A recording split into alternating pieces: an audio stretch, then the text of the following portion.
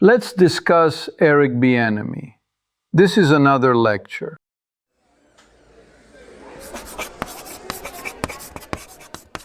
Let's begin with the foundations. I am Alexei. Today we will try to understand a football coach the way we might unpack a theorem, by stating definitions, acknowledging assumptions, and then testing implications against the record. Hi, I'm Priyanka. I work with Alexei on courses and I help students think through the messy parts. Today, I'll also try to ask the simple questions that are secretly hard. To frame our discussion, Eric Bieniemy Jr. is an American professional football coach and former NFL running back. Born in 1969 in New Orleans and raised in Southern California, he became a star at the University of Colorado, then played 9 NFL seasons with the Chargers, Bengals, and Eagles. He moved into coaching in the early 2000s, developed a reputation for elevating running backs, and ultimately served as offensive coordinator of the Kansas City Chiefs during multiple Super Bowl runs. As of January 2026, he returned to that role under Andy Reid. In simpler terms, he is both practitioner and architect. He carried the ball, and later he designed how others carry it. Maybe the best place to begin is by asking a technical question. What exactly does an offensive coordinator do, beyond the cliches about play calling? It's important to understand the coordinator as the author of structure. An offensive coordinator designs the offensive strategy, organizes weekly game plans, scripts early drive sequences, supervises install periods so that language, timing, and assignments are consistent, manages situational football such as red zone, third down, and 2-minute, and, depending on the staff model, calls plays. In Bieniemy's case, we observe 3 layers. First, positional expertise, especially with running backs. Technique, vision, ball security, pass protection, and screen game usage. Second, a West Coast-influenced philosophy that leverages motion, spacing, and formation multiplicity to stress rules. Third, leadership functions as assistant or associate head coach, which include coordinating staff processes and aligning player development with the head coach's macro strategy. In Washington in 2023, he held full NFL play calling duties. In Kansas City, he has collaborated within Andy Reid's well-documented framework. This brings us to relevance. Bieniemy helped pilot some of the most prolific modern NFL offenses. The 2018 Chiefs led the league in yards and points, scoring 565 points, at that time the 3rd highest season total in NFL history, while Patrick Mahomes produced a rare 5,000 yards and 50 touchdowns. From those statistics, we infer a staff that married quarterback talent with a motion and spacing template, and Bieniemy was central to weekly game planning and install. Yet to some extent, his head coach candidacy has been underappreciated, partly due to attribution problems. Who gets credit when a great head coach also calls plays? And partly due to systemic hiring dynamics we will discuss later. Isn't it interesting how credit becomes a kind of currency in sports? If a unit scores a lot, we argue about whether it was the quarterback, the system, or the person reading the call sheet. I guess that tension is part of his story. Let's start with the history. At Colorado, Bieniemy became the program's all-time leader in rushing yards, rushing touchdowns, and all-purpose yards. In 1990, he was a unanimous All-American, Big 8 Offensive Player of the Year, finished 3rd in the Heisman vote, and helped secure a national championship. The infamous 5th down game sits in that same season, reminding us that careers often pass through moments of controversy and scrutiny. Drafted 39th overall by the Chargers in 1991, he carved out 9 professional seasons, notably contributing on special teams and as a change of pace back. Two signatures from that period are a 33-yard reception in Super Bowl 29, the Chargers' longest that day, and a 102-yard kickoff return touchdown for Cincinnati in 1997. Moving forward, coaching began locally in Denver in 2000, then Colorado's running backs room, while completing a sociology degree, then UCLA, where Maurice Jones-Drew blossomed. The Minnesota Vikings period was decisive. Adrian Peterson led the NFC in rushing in 2007 and the NFL in 2008, while Bieniemy coached the position and later served as assistant head coach. Kansas City followed in 2013, where Jamal Charles and later Kareem Hunt produced elite seasons, with Hunt leading the NFL in rushing as a rookie in 2017. Promotion to Chiefs offensive coordinator in 2018 set the stage for sustained success and two Super Bowl titles, 54 and 57. He then sought call sheet autonomy with Washington in 2023, returned to college briefly at UCLA in 2024, recentered his positional strengths with the Chicago Bears in 2025, helping fuel career-high production for DeAndre Swift and a strong rookie year for Kyle Monangai. And in 2026, he returned to the Chiefs as offensive coordinator. It is arguably a study in adaptability across contexts. Speaking of adaptability, a brief personal note. My interest in sports analytics began with chess-like curiosities about decision trees and payoffs. Bieniemy's offenses, heavy on motion and pre-snap information, are a laboratory for Bayesian updating in real time. We observe defenders declare coverage under motion. The offense updates beliefs. The play selection becomes a structured inference problem. As a result, it sharpened how I teach uncertainty. As we continue, three questions will organize our analysis. First, a historical question about how his playing years shaped his coaching. Second, a counterfactual about the path not taken at Colorado in 2020. Third, a present-day question about barriers to an NFL head coaching opportunity. Priyanka, shall we begin at the beginning? I've been wondering about this. How did Bieniemy's playing career influence his coaching approach? Fundamentally, the through line is running back literacy and special teams pragmatism. As a player, he lived the margins. Pass protection, ball security, angles on screens, and the geometry of space on kickoff returns. Those are crafts that reward meticulous footwork and vision. In coaching, he reproduces that craft knowledge.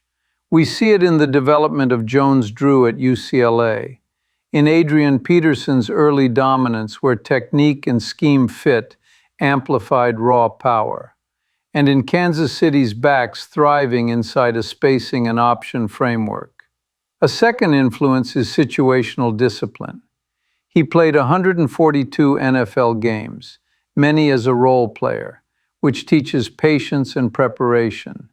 You may get 6 touches, but one will decide a drive.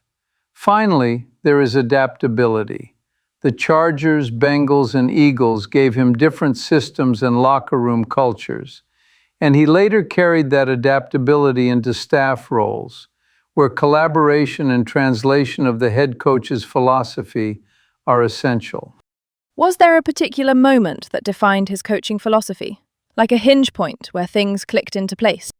To elaborate, there are at least 2 such inflection points. In 2007-2008 in Minnesota, coaching Peterson as a young star validated a principle he has carried since. Tailor the system to the runner's strengths rather than forcing the runner into a rigid template. That seems obvious, but in practice it requires courage to reorganize call families and sequencing. The second is 2018 in Kansas City. Mahomes' breakout season, coupled with a 565-point offense, crystallized an applied philosophy of motion as data collection, spacing as leverage, and adaptability as weekly habit. I would add a clarifying chapter in 2023 with Washington, when he held full play calling duties. Even with a difficult record, the experience likely deepened his timing instincts on third down and red zone management.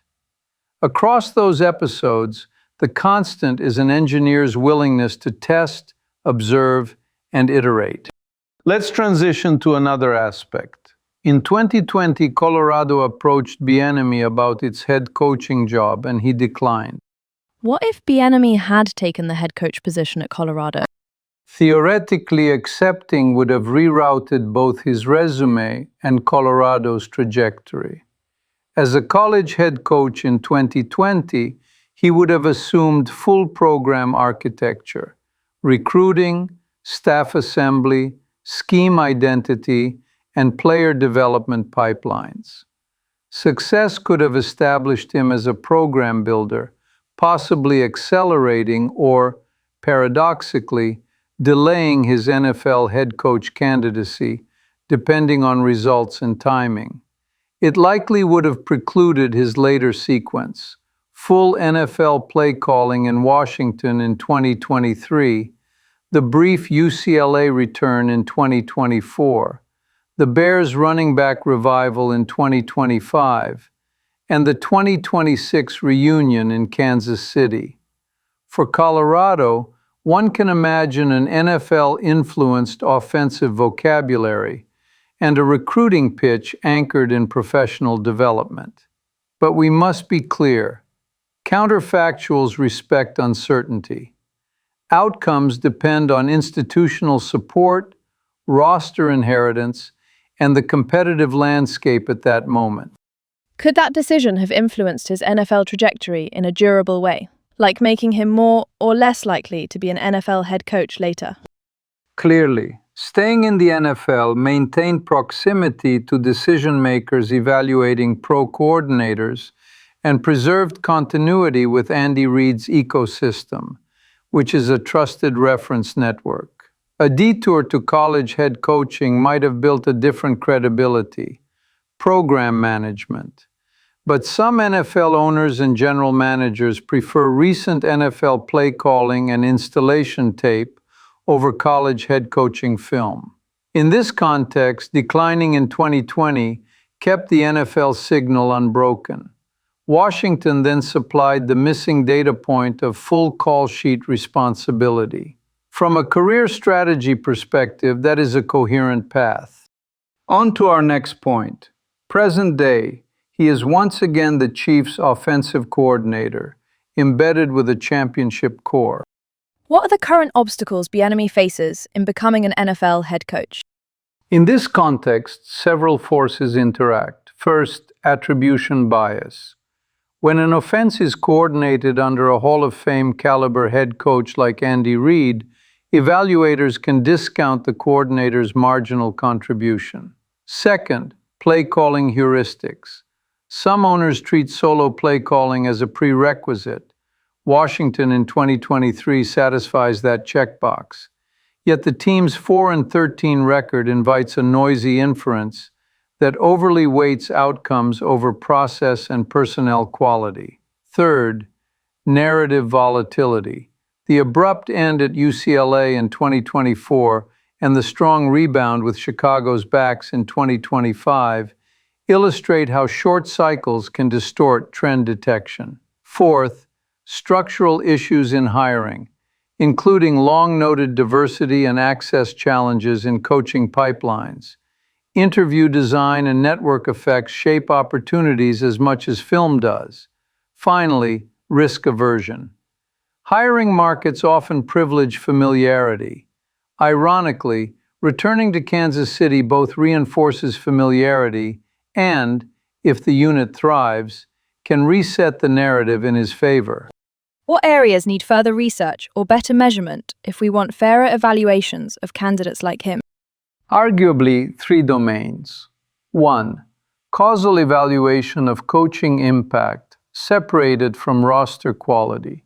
For example, drive-level expected points models that adjust for opponent, field position, and protection quality, then attribute deviations to play design and sequencing. 2. Hiring process design. Structured interviews and standardized scenario testing could reduce noise and bias relative to free-form conversations that reward familiarity over competence. 3. Longitudinal analysis of diversity in coaching roles.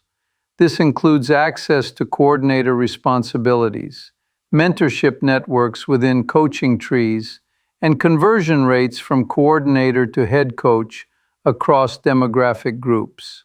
It is worth noting, too, that clear documentation of role responsibilities, who installs, who scripts, who adjusts, would help the public record catch up with inside the building knowledge. So I guess that kind of sums it up. Eric Bieniemy is a former NFL running back turned offensive coordinator, known for developing elite backs and for helping guide the Chiefs' high-scoring offenses. We looked at how his playing career shaped his coaching, what might have happened if he had taken the Colorado job in 2020, and the present-day obstacles between him and an NFL head coaching role. To summarize, we defined the coordinator's job with technical specificity, traced a career of resilience and iteration from Boulder to Kansas City, and examined how attribution, structure, and evidence interact in hiring.